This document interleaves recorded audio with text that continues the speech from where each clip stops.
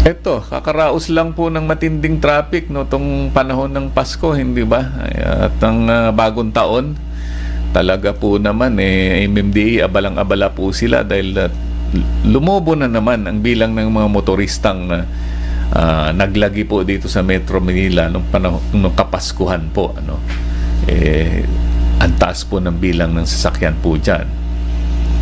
Pero ito, may nagbabadya na naman traffic sa EDSA sa mga susunod na buwan. Itong taon po ng 2025. Mukhang hanggang sa isang taon na abutin ito.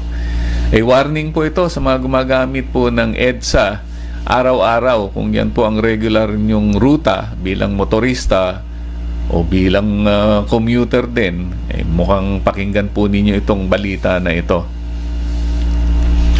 Nag-anunsyo po ang Department of Public Works and Highways Secretary Manuel Bunuan na malapit na raw pong umpisahan ang rehabilitasyon ng buong EDSA.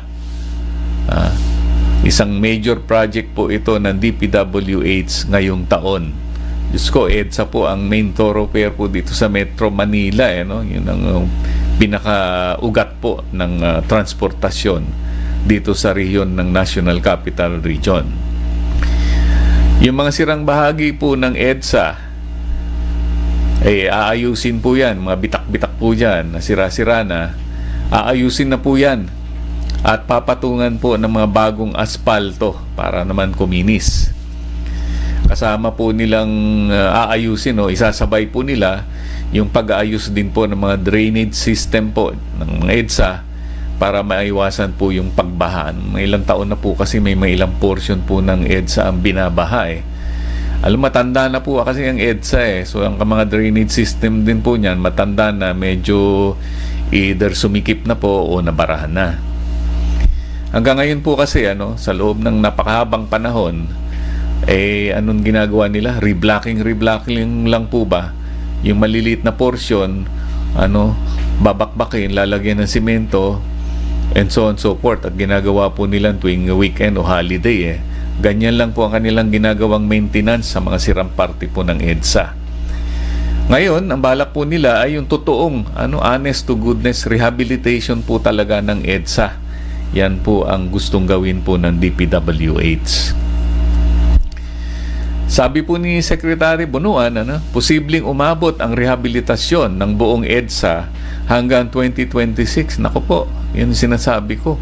Enero pa lang hanggang 2026. So, isang taon pong titiisin yan.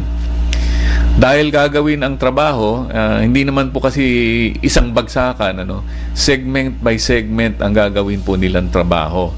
Iniiwasan po nila yung one-time, big-time na magre-resulta naman po sa closure ng buong EDSA para po magawa ang trabaho. Dahil pag ganyan po mangyayari, di masyadong abala ang idudulot po niyan sa mga gumagamit po ng EDSA. Sabi mo, Secretary Bunuan, mag-uumpisa po ang rehabilitasyon sa buwan po ng Marso. Binigyan pa tayo ng 2 buwan pa palugit, 2 buwan anunsyo para makapaghanda po tayo. Yung bagong aspalto ay siguradong gaganda po gaganda at kikinis po yung kalsada at gaganda ang takbo ng mga sasakyan. At iwas po sa pagkasira at mababa po ang gastos po natin sa maintenance. Alam mo yung mga lubak-lubak na po yan, yung hindi pantay na pavement po ng EDSA, nakakasira po yan, nakakadagdag po yan sa maintenance ng ating mga sasakyan. Bugbog sarado ating mga suspension system, ang mga mugs po natin at ang mga gulong po natin. Tulad ko po yung isa ko pong sasakyan sinabihan po ako, sira po yung isang mugs dahil po tumama sa isang lubak. Akala po natin walang inosente yung mga lubak na yan. Hindi po, nakakasira po ng sasakyan.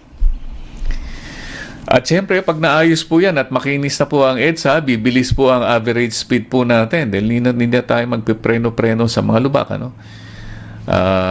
Dahil makinis na po yan. Bibilis po ang average speed po ng EDSA at posibleng makatulong lumuwag sa trapiko. Ayon sa DPWH, uumpisahan po nila ang trabaho sa mga southbound lanes po ng EDSA southbound po. Ito po yung mula Monumento patungong Pasay. Yan ang mga southbound lanes po natin. Diyan po nila unang sisimulan ang rehabilitation, yung paglalatag po ng asfalto at pag-ayos po ng drainage.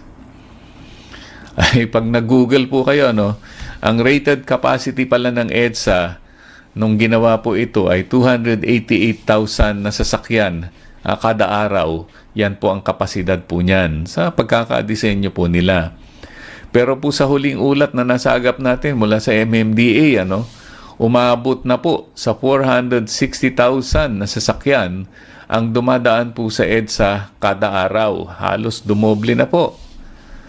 So sa gagawing rehabilitasyon, asahan din pong medyo titindi po ang daloy ng trapiko. Ngayon pa lang po matraffic na tapos magkakaroon pa ng mga ganyan trabaho, may konting pagsisikip po ng lane, dudulot po yan ng trapiko.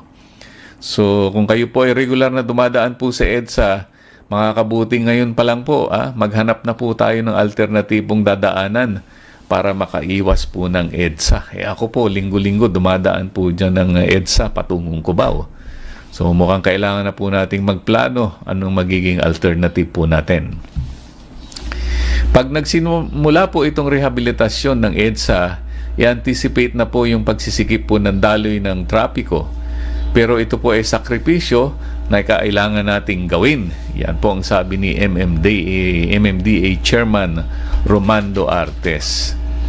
Maglalabas na po ang MMDA ng Traffic Management Plan bago mag-umpisa ang trabaho para naman po makatulong kahit papaano sa mga motorista. Sana sa Traffic Management Plan isama po nila yung listahan ng kanilang mga rekomendasyon na alternative routes para po sa atin.